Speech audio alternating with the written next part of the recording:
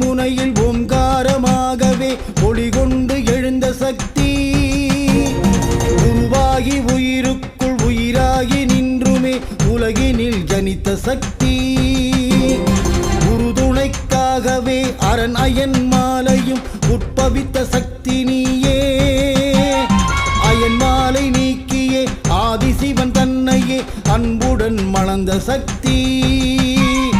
ஆதியாய் அகில பரஞ்சோதியாய் உலகில் ஜோதியாய் நின்ற சக்தி முக்காலம் அறிந்திட முத்தொழில் புரிந்திட முன்னதாய் பிறந்த சக்தி